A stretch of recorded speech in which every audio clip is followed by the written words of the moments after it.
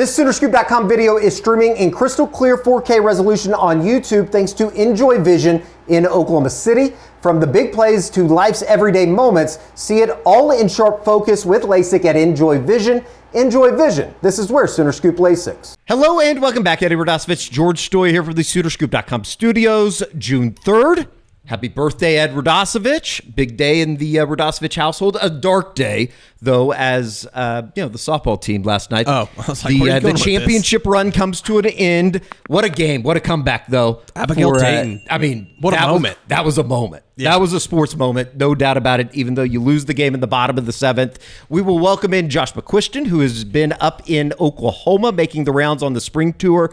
A number of guys to get into here as the spring tour and the OK Preps spring scene kind of, I guess, winds down a little bit. There's one more week to go in that. But first, let us tell you about our good friends over at William & Lauren, outfitting the Stoias on their big day coming up. The official custom clothier of OU football, William & Lauren outfits your favorite OU players in custom suits that boost their confidence off the field to match their confidence on the field. Their perfectly tailored clothing ensures every Sooner stands out in comfort and style at prices that make luxury accessible. Visit William & Lauren in Oklahoma City or in Tulsa now, or online at williamandlauren.com. That is williamandlauren.com. And dress like a champion and make your style as legendary as OU football. Can't wait. My brother tried on his suit this weekend. It looks pretty awesome. Fit? Yeah, fit him perfectly. Beautiful. And they do a great job. What did you get in the inside? The Spider-Man comics or something? Okay. I don't know. Just Weird. make sure he stays buttoned up at the wedding. Don't show a lot of people that, Nick. All right, here we go.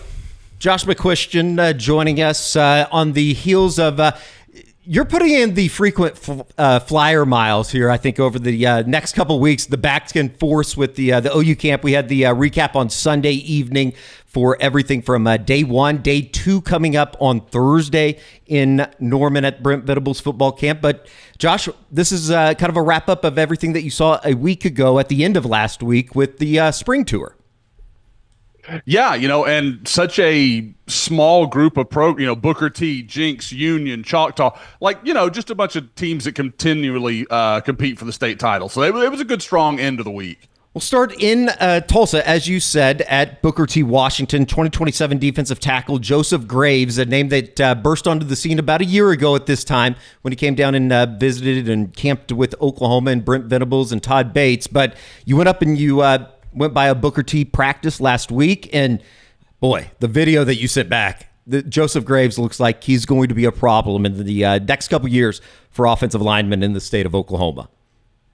Yeah, I don't know if they did this for me, but this drill right here, they broke it out almost as soon as I got there.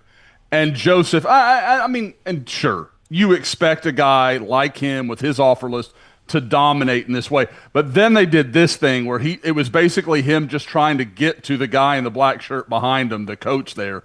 And that was just great content. I love my Booker T practice. They always put on a good show. But yeah, Joseph, guys, he's ahead of where I expected him to be. I thought he looked great. He's put on good weight. You can tell he's gotten a lot stronger.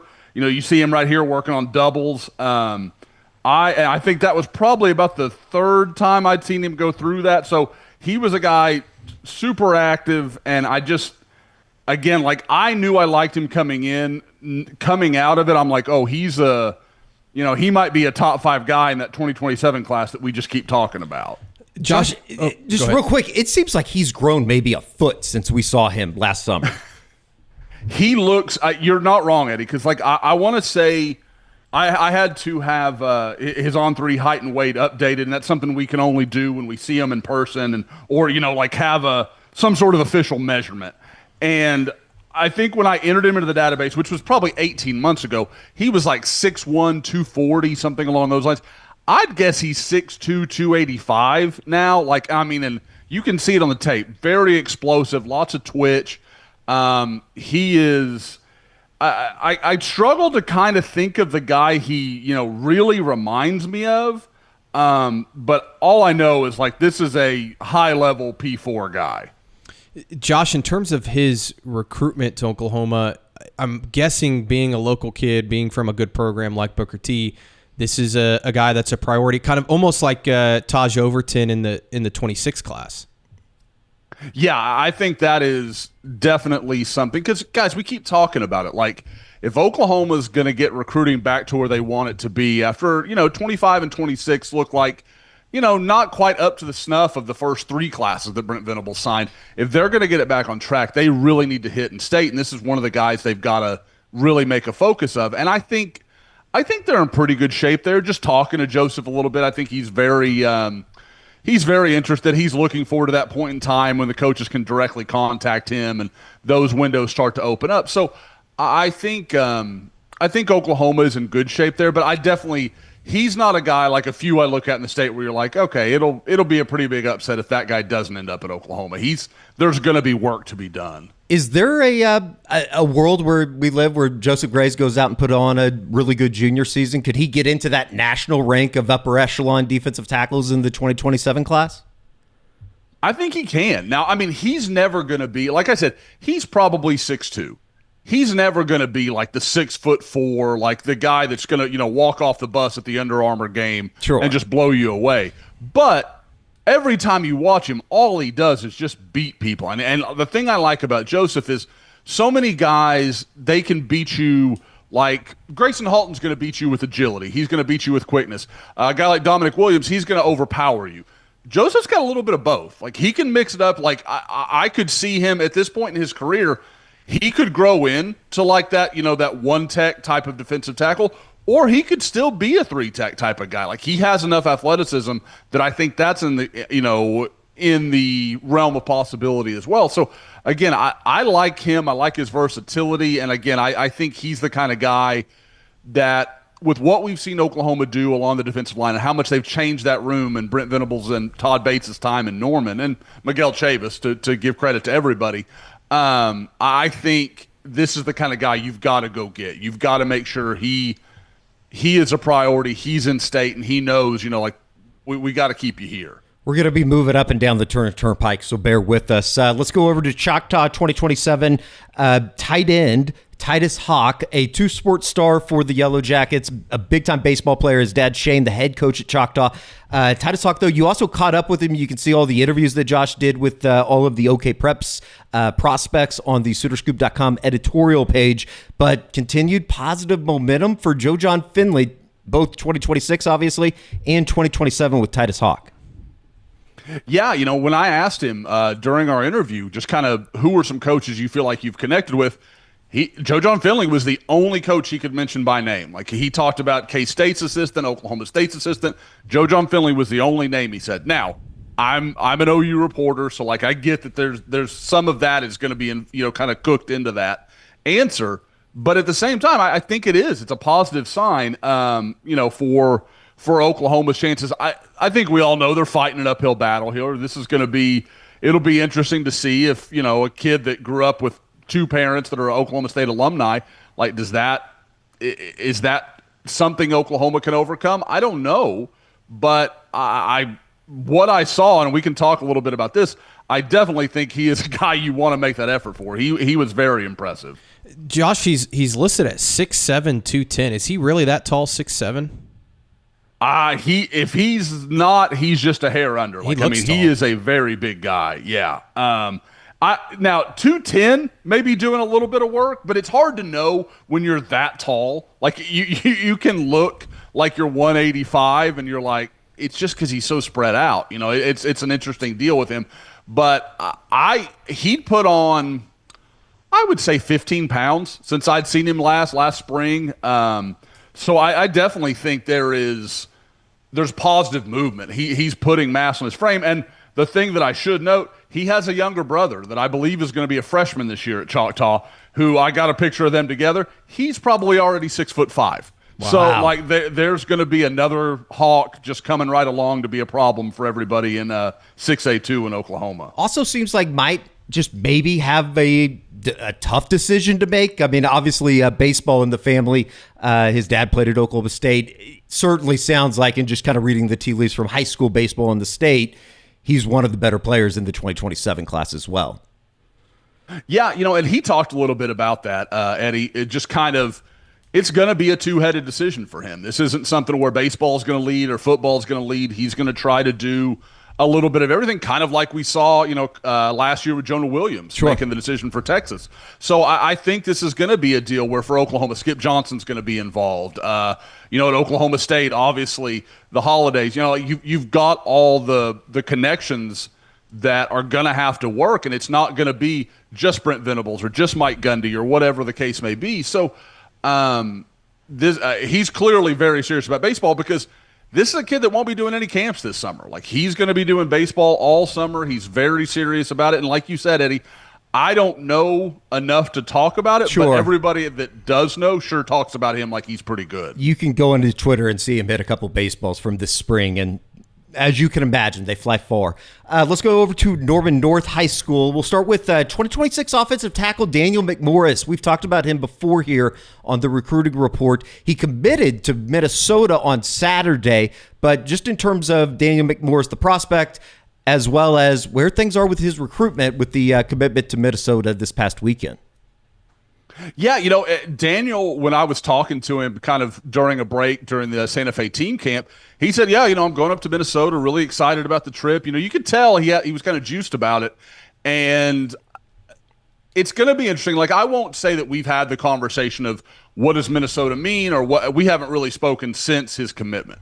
But I just, in the conversations we've had over the last 3 or 4 months, from basically when I first saw his tape and was like, holy cow, this guy's got a world of potential, we've talked a lot. And I just get the impression that if Oklahoma wants to get involved, they still can. Like, I believe that. And again, that's nothing from Daniel. That's just my read of the situation. And if we're asking the question of, like, should they, in my opinion, yes. Like, I like the kid a lot, and that was my first chance to see him live. He's going to need time. He's going to have to buy into taking his time. And, like that he's not going to be a year 1 or probably even year 2 starter. He's very much a Logan Howland plan type of guy. But if he'll buy into that and do that, I think there's a lot here.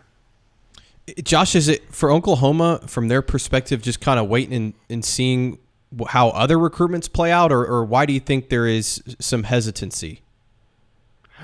My impression is kind of like what I was saying there. I think I think OU likes him. Like, I think that's abundantly clear to him. I think the question is kind of what I was saying. Like, is he ready to take on what this is going to be? Like, it's going to be, you're going to have to work your butt off for the next 2 years, put on probably 60 pounds, and really change your body.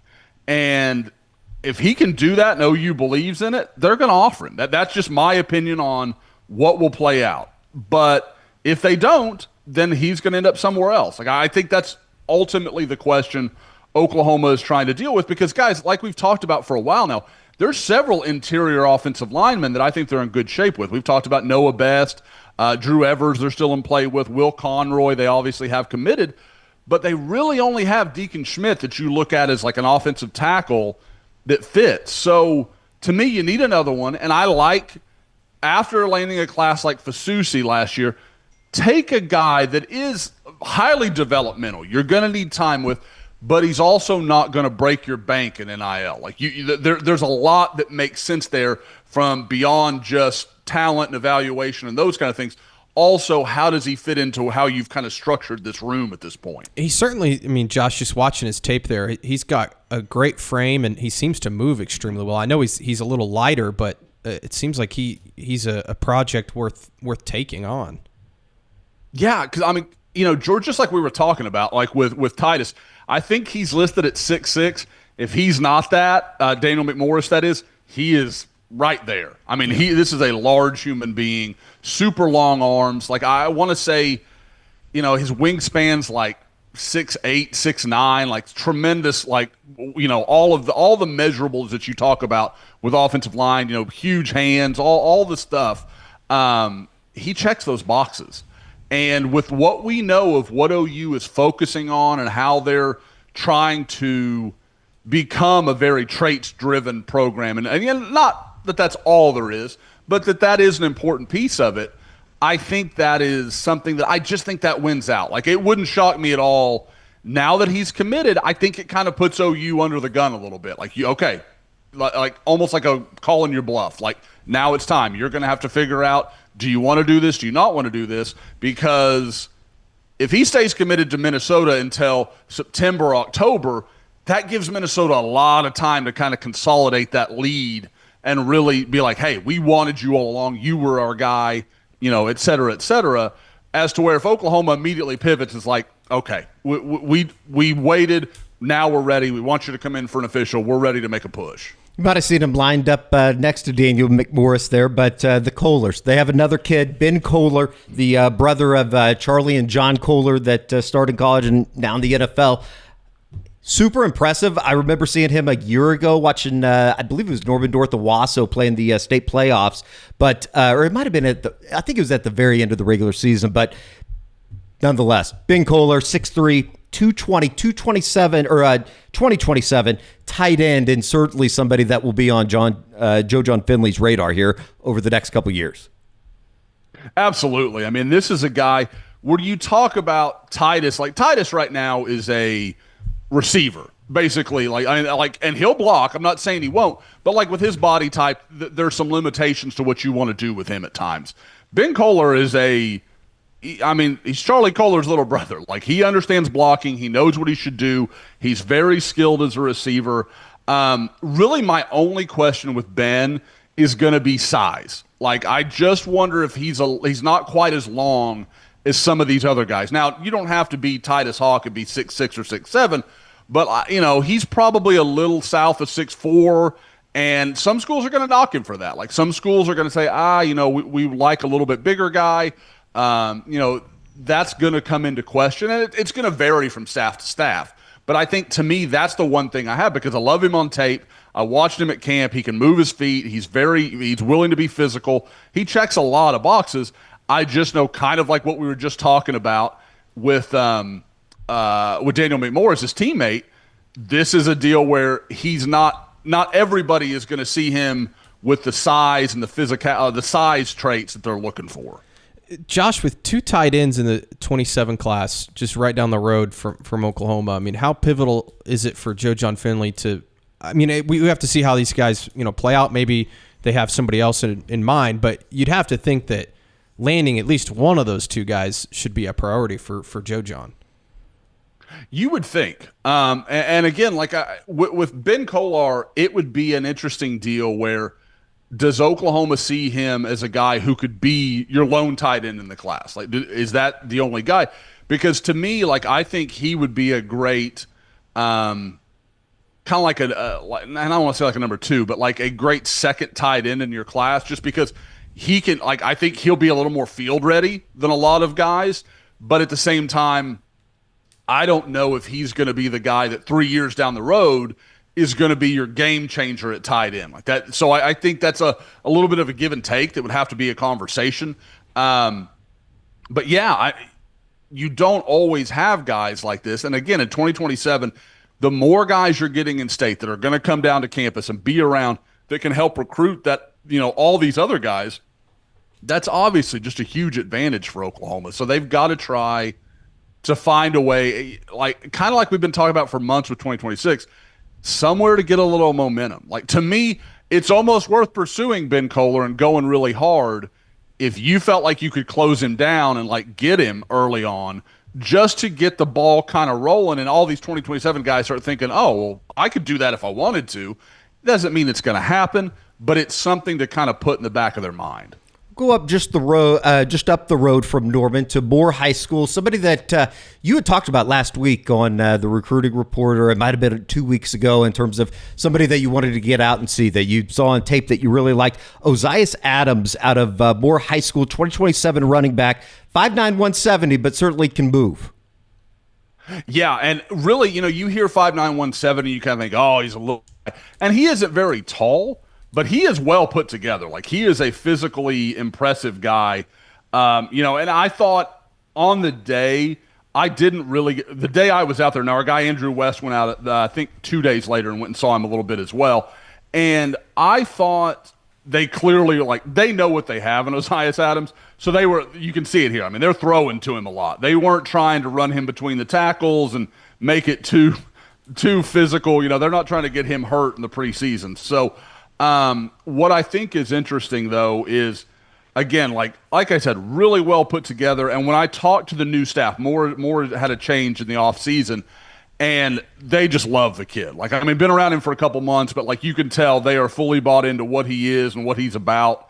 And I think that's always just a good sign, from a guy that I don't know as well yet. You're okay, this is a guy that college coaches are going to come through and they're going to buy into him as well. Josh, do you think OU will get involved with him at all? It's possible. Like I said, I think he's super talented. I would say he's probably I need a little more. I want to see him as a junior before I could say that. Right now, I would say, okay, I probably don't have him quite at that level. But what I do think is crazy is that this kid doesn't have a dozen offers already. He can absolutely play. You see real speed on tape.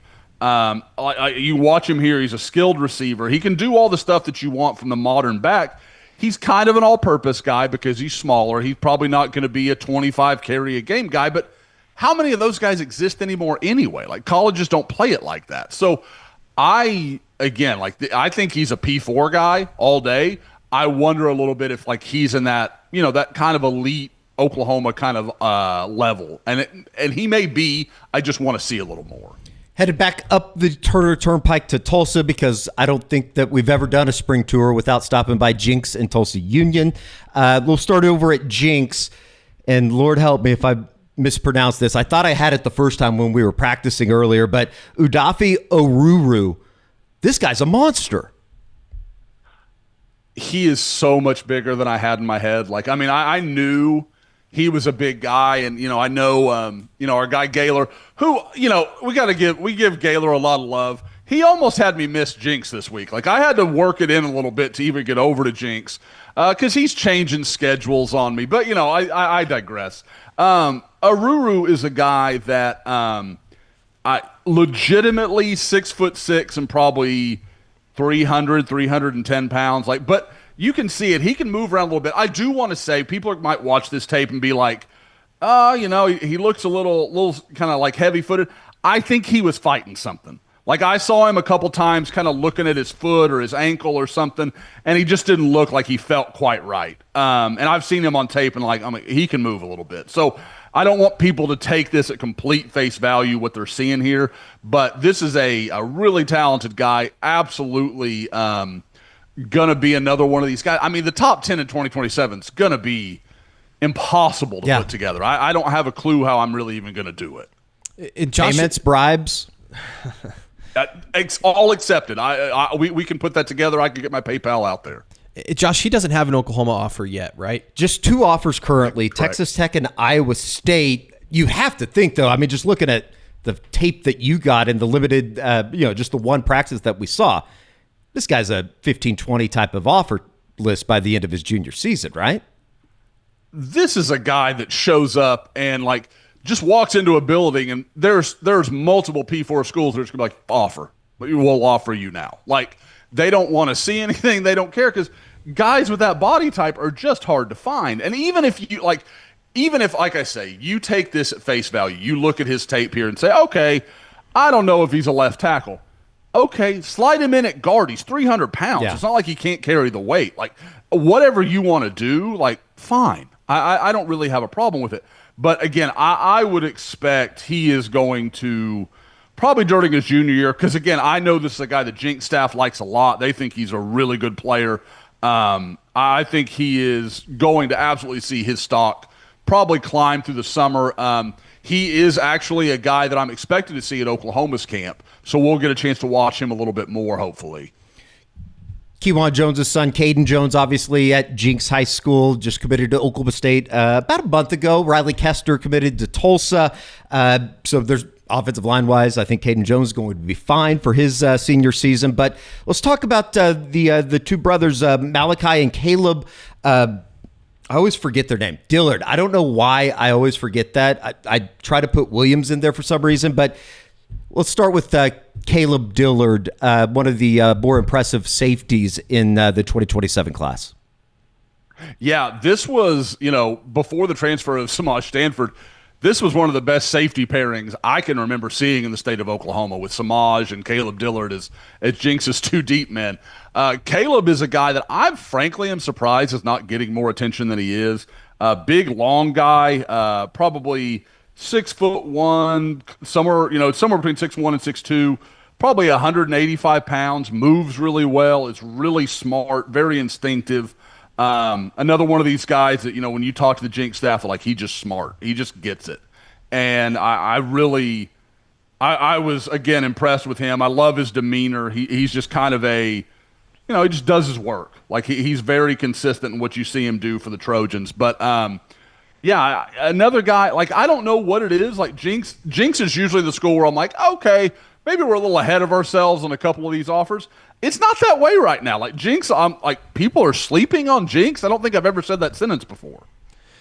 Josh, in terms of where he is with his recruitment in Oklahoma, I know Samaj Stanford is kind of that top guy in the 27 class at safety. Do you think that Caleb Dillard could also be in that conversation? Oh, Oklahoma offering Caleb Dillard wouldn't come as a shock to me at all at some point. Now, I do think, unless he comes to camp, I think it would be based on junior tape, would be kind of what you're looking at, 5-6 months from now. But I think that's absolutely in the cards. And I know, he and Samaj, like, everybody would say, oh, is that a problem with Samaj? I would not expect that to be an issue at all. To my understanding, they got along perfectly well. There's no problems there. So I think that is something to keep an eye on. But again, like, another guy, that's a P4 guy. Like, there's no question to me. And Eddie, I kind of left this out earlier because I was giving Gaylor crap. You were the guy that brought Caleb Dillard onto our radar. So, yeah, they were over. You should know the name. He started. He was started as a freshman over at Lincoln Christian when Lincoln Christian knocked off Andy Shaw. Yes, or Andy Shaw. Shout out Andy Shaw, by the way, former Edmond Santa Fe, absolute great. Andy Bass over at Heritage Hall. Okay, I remember now talking about him. Andy Shaw, Epe Udo, and I think it was Obi Manello. Unbelievable basketball team. Chance Hardiker shout out one time. All right, go ahead. Are we moving on from Jenks? We can. Okay, real quickly, Josh, I just wanted to ask you real quick. Any chance Oklahoma ever gets back involved with Caden Jones? It feels like we haven't heard a ton about the 26 recruiting class in terms of running back. Like, is there any, I don't know if you got a feel while you were down there, is there any chance that opens back up? I talked to Caden a little bit, but I don't really think he's thinking about that, and I don't think that's where OU's head is at either. I think when you make a decision like they did, I think you just kind of, like, we got to move forward. Like, I think at that point, and I think that's probably why Oklahoma was so deliberate about that, because they knew, like, whatever you decide here, that's going to be it. That's going to be the final word. So, I don't want to give the impression there's any hard feelings, anything like that. I think everybody just kind of moved in a different direction. Moving across town over to Union High School, Antonio Graham taking over as the head coach from Owasso. Going back to his alma mater, though, of Tulsa Union. And it sounds like there's a couple names at Union right now that, one, I think Oklahoma fans will be very familiar with, in Rocky Bright III. Rocky Bright, former Oklahoma Sooner. Booker T. Washington, right, Josh? In high school for Rocky? That's right. And then another name a couple of other names, Caden Brackney, a move-in from Colorado, 2027 linebacker. You're going to see a bunch of guys here with the Union Reds. Whoa! Don't want to get us canceled here. Oh, that was wow. That was scary. That was scary. I apologize to everybody. It's never going to be normal to me. The Union Redhawks. Yeah, I like when I was writing a story, I had to fix it at least twice. Eddie, I'm with you. Like, Redskins is what I want to say every time. So here at Mike Linebackers, the Kane Brackney kid you're talking about. Yeah, the guy just rolled out of the pile. This is a guy just transferred in. Like, he's only been at Union for a few weeks, and he is out of Denver Cherry Creek. He moved down. I was talking to Coach Graham, and the impression that I got was Coach Graham had done some kind of interview, some sort of podcast, and his dad actually overheard it and was like, I want my kid to play for this guy. Wow. And they moved to Tulsa to play for for Graham. So that's a great, like, that's an incredible story. But yeah, he's really interesting. Now, what you're watching right now is 22. This is Rocky Bright, the third.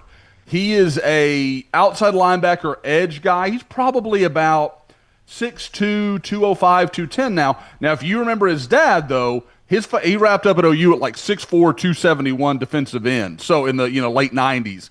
So there is every reason to think that there is still some growth spurt left to happen for Rocky Bright. And if that happens, he showed some real burst off the edge. Like, he could be if he can get in that 6'3" range, there's no reason to think he can't be a major recruit. I think that's going to be interesting. And he's just a 2028 guy. Yeah, so I was there's going to plenty say. of time. Yeah. Brackney is a 2027 guy. I can tell you, and I won't put the coach out there, but talking to one of their staffers, they made the Rocky Kalmus comparison. Like, that was and it was from a guy that played in that era. So I'm like, okay. Like, again, I'm not saying it. I think that is a massive thing to lay at somebody's feet, but they clearly are very high on some of the guys they have. And to continue the guys coming from other, Rocky Kalmus, obviously a Jenks great. Talking about Rocky Bright's son from Booker T.